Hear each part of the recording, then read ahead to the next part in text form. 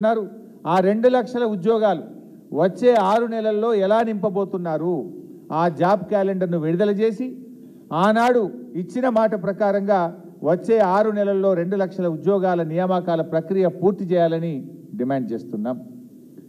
Demand number 5 ఆ రోజు 25,000 ఉపాధ్యాయ ఖాళీలు ఖాళీగా ఉన్నాయని చెప్పారు. ఆ ఇచ్చిన మాట ప్రకారంగా 25,000 ఉపాధ్యాయ ఉద్యోగాల భర్తీకి మెగా డిఎస్సి నిర్వహించాలని, ఇప్పటికే మీరు ఇచ్చిన 11,000 ఉద్యోగాలను 25,000కు పెంచి మరి డిఎస్సి నిర్వహించాలని చెప్పి మేము డిమాండ్ చేస్తూ ఉన్నాం. ఈ 5 డిమాండ్లు రాష్ట్రంలోని నిరుద్యోగ యువతి యువకుల పక్షాన మేము చేస్తూ ఉన్నాం. ఆ పిల్లలు చాలా బాధపడ్డారు. Public service commission chairman Mahender Reddy గారి దగ్గరికి వెళ్తే ఇది మా చేతుల్లో లేదు, ప్రభుత్వాన్ని అడగమని చెప్తున్నారట. ఇవాళ 2 మంత్స్ గ్యాప్ విషయంలో కానీ పోస్టులు పెంచే విషయంలో కానీ పిల్లలు వెళ్ళి చైర్మన్ గారిని అడిగితే ఇది మా చేతుల్లో లేదు, ప్రభుత్వాన్ని అడగమంటున్నారట. ప్రభుత్వ పెద్దల దగ్గరికి వెళ్ళి కాళ్ళ వేళ్ళ పట్టినా వాళ్ళు స్పందించడం లేదని బాధపడుతున్నారు. ప్రొఫెసర్ కోదండరామ్ గారి ఇంటికి కూడా వెళ్ళాం. సార్ మీరు ఆ రోజు మీరు మాట ఇచ్చారు, గ్రూప్ 2 గ్రూప్ 3 ఉద్యోగాలు 2,000 3,000కు పెంచుతామని మీరే కదా ఆ రోజు మా దగ్గరికి వచ్చి చెప్పారు. మీరే కదా ఆ రోజు రేవంత్ రెడ్డి గారి ఇంటికో బట్టి విక్రమార్క గారి ఇంటికి మమ్మల్ని పంపారు.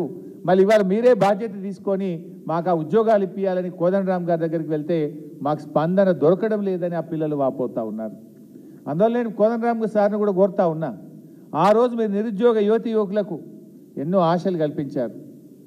మరి మీ మీద నమ్మకం కొద్దీ వాళ్ళు కాంగ్రెస్ పార్టీకి మీరు ఓట్లు వేయించారు, ప్రచారం చేయించారు.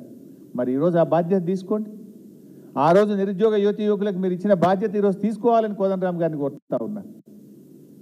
ఎందుకంటే మీ మీద ఉన్న గౌరవం కాపాడుకోండి. ఇలా గ్రూప్ 2 ఉద్యోగాలు 2,000 యాడ్ చేయండి, గ్రూప్ 3లో 3,000 యాడ్ చేయండి. అదేవిధంగా 1:100లో గ్రూప్ 1 ఉద్యోగాలకు అవకాశం ఇవ్వండి. మీరు చెప్పారని పిల్లలు చెప్తున్నారు, అది స్టాట్యూటరీ బాడీ, అవకాశం లేదని మీరు చెప్తున్నారు కదా. మరి ఆ రోజు మీకు తెలియదు అది స్టాట్యూటరీ బాడీ అని?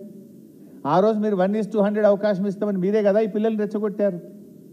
ఇప్పుడు మహేందర్ రెడ్డి గారి దగ్గరికి వెళ్తేనేమో ప్రభుత్వాన్ని అడగమంటారు, ప్రభుత్వం దగ్గరికి వెళ్తేనేమో అది స్టాట్యూటరీ బాడీ అని ఒకరి మీద ఒకరు చెప్పి పిల్లలకి ఇలా అన్యాయం చేస్తూ ఉన్నారు.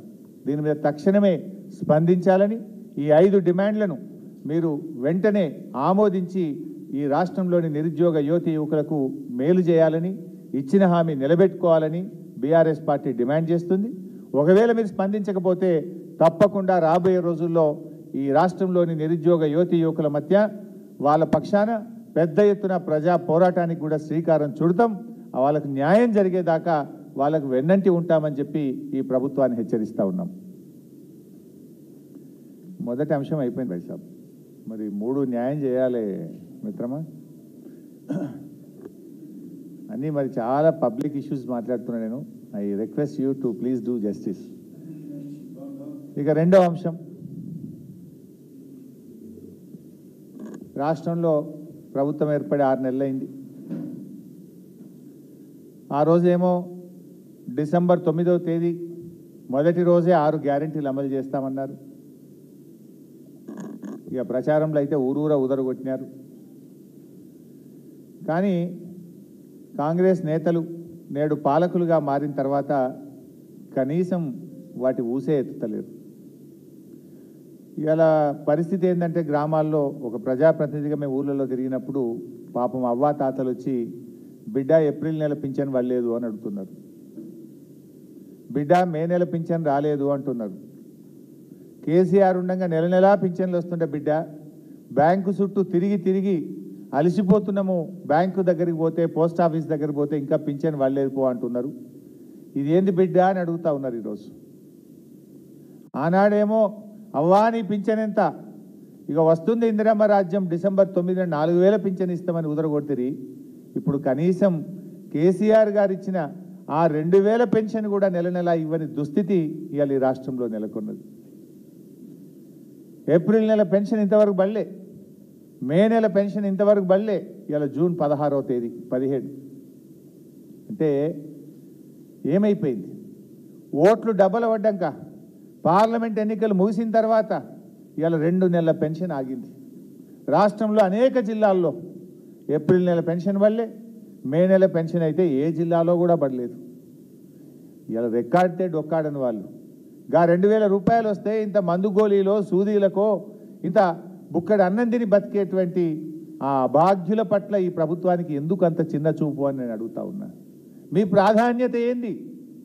భర్త వదిలిపెట్టిన మరి ఒంటరి మహిళ కావచ్చు, భర్త చనిపోయిన వితంతువురాలు కావచ్చు, వికలాంగులు కావచ్చు, వృద్ధులైన పిల్లలు చూడని తల్లిదండ్రులకు ఈ ఆసరా పెన్షనే ఆసర కదా. ఆ ఆసర నుండి అవ్వాతాతల్ని ఎందుకు దూరం చేస్తున్నారు? ఆ అవ్వాతాతలకు ఇచ్చిన మాట ఎందుకు నిలుపుకోలేకపోతున్నారు? ఏమైంది? ఏప్రిల్ నెల ఎందుకు ఇప్పటిదాకా 2000 రూపాయల పెన్షన్ ఇవ్వలేదు? మే నెల ఇంకెప్పుడు ఇస్తారు అని నేను అడుగుతా ఉన్నా. ఎలక్షన్లు అప్పుడేమో జనవరిలో ఒక నెల పెన్షన్ ఎగ్గొట్టిండ్రు. దాన్ని మేము గట్టిగా డిమాండ్ చేస్తే పార్లమెంట్ ఎన్నికలు జరిగేటప్పుడు ఆ జనవరిది ప్లస్ ఆ నెలది కలిపి 2 నెలలు ఇచ్చారు. ఒక నెల ఓట్లు ఇచ్చే నెలల ఓట్లు అయిపోయినాయి. ఇప్పుడు 2 నెలల పెన్షనే పెట్టిండ్రు.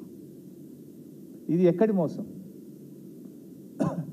ఇలా రాష్ట్ర ప్రభుత్వాన్ని మేము డిమాండ్ చేస్తున్నాం. తక్షణమే ఆ అవ్వాతాతలకు 2 నెలల పెన్షన్ ఏప్రిల్ మే విడుదల చేయాలని చెప్పి మేము ప్రభుత్వాన్ని డిమాండ్ చేస్తూ ఉన్నాం. ఆ రోజు ఏమన్నారు? ఎన్నికల ముందు కేసీఆర్ ఒకరికే పింఛన్ ఇస్తుండు, మేము వస్తే ఇంటికి 2 పెన్షన్లు ఇస్తాం, అవ్వకి ఇస్తాం, తాతకి ఇస్తాం. కేసీఆర్ తాతకే ఇస్తుండు, మేము అవ్వకు కూడా ఇస్తాం. ఇంటికి 2 పెన్షన్లు ఇస్తాం, మనిషికి 4000 ఇస్తాం. మరి ఏమైంది? అవ్వ పెన్షన్ ఎటువాయా, తాత పెన్షన్ ఎటువాయా, 4000 ఎటువాయా? ఏవి మీ 2 పెన్షన్లు? 6 గ్యారంటీల దరఖాస్తుల్లో మీరు అప్పుడు దరఖాస్తులు తీసుకున్నారు కొత్త పెన్షన్లకు. ఏమైనాయి దరఖాస్తులు? ఏ మూలన పడేసిండ్రు? వాటిని ఏదో ఆన్లైన్ చేస్తున్నామన్నారు, ఇది చేస్తున్నామన్నారు. ఇక వచ్చే చూసే ఇత్తిమి అంటిది. ఏమైంది? 6 నెలలైనా 2 పెన్షన్లు ఎక్కడ పోయినాయి? 6 నెలలైనా 4000 రూపాయల పెన్షన్ ఏమైంది అని అడుగుతా ఉన్నాం మేము. కాంగ్రెస్ ప్రభుత్వం పేదల ప్రభుత్వం అని చెప్తున్నారు, ప్రజాపాలన అని చెప్తున్నారు. మరి ఆచరణలో ఏమైంది నీ ప్రజాపాలన? ఏమైంది? నీ పేదల ప్రభుత్వంలో ఈ పేదలైన అవ్వాతాతలు లేరా? నీ పేదల ప్రభుత్వంలో ఒంటరి మహిళలకు, వితంతువులకు చోటు లేదా? వీళ్ళు పేదలు కాదా? ఈ పేదల పట్ల ఎందుకింత నిర్లక్ష్యం అని నేను అడుగుతా ఉన్నా. ఈరోజు మీరు ఇచ్చిన హామీ ప్రకారం తక్షణమే 4000 రూపాయల పెన్షన్ ఇవ్వాలని చెప్పి నేను కాంగ్రెస్ ప్రభుత్వాన్ని డిమాండ్ చేస్తూ ఉన్నా. ఇవాళ ఎందుకంటే పక్కనున్న రాష్ట్రం ఆంధ్రప్రదేశ్లో కొత్తగా పదవీ బాధ్యతలు చేపట్టినటువంటి ముఖ్యమంత్రి గారు అక్కడ ఇచ్చిన మాట ప్రకారంగా పెన్షన్ 4000 రూపాయలకు పెంచారు. 4000 రూపాయలకు మొదటి సంతకం చేశారు. మొదటి సంతకం చేస్తేనన్నారు, మాట ప్రకారంగా చేశారు. మరి మీ మొదటి సంతకం ఏమైంది? డిసెంబర్ 9 నాడే సంతకం పెడతాం, 4000 పెన్షన్ ఇస్తామన్నారు కదా. కనీసం ఆంధ్రప్రదేశ్ను చూసైనా నేర్చుకోండి, కళ్ళు తెరవండి అని చెప్పి నేను డిమాండ్ చేస్తూ ఉన్నా. ఆంధ్రప్రదేశ్లో సాధ్యం అవుతుంది ఎట్లా, తెలంగాణలో కాదెట్లా అని చెప్పి నేను అడుగుతా ఉన్నా. ఇవాళ మీరు అక్కడ ఆంధ్రప్రదేశ్లో మనం చూసాం, పత్రికలో చదివాం మేము. 3 నెలలు retrospective effect, April May June నెలలకు సంబంధించిన 1000 రూపాయలు కలిపి, జూన్ నెలలో ఇచ్చే 4000 కలిపి 7000 రూపాయల పెన్షన్ అవ్వాతాతలకు ఒకేసారి ఇస్తున్నాం. అంటే పాత 3 నెలలు కూడా ఇస్తాం అని పాత 3 నెలలు కలిపి ఇవాళ 7000 రూపాయల పెన్షన్ను అక్కడ అవ్వాతాతలకు అందిస్తూ ఉన్నారు. మరి మీరు ఎప్పటి నుంచి ఇస్తారు? మీరు 6 నెలలైనా ఎందుకు ఇవ్వట్లేదు? ఇవాళ అందువల్ల ఇవాళ ఆంధ్రప్రదేశ్లో ఇచ్చిన విధంగా మీ ప్రభుత్వం డిసెంబర్లో వచ్చింది.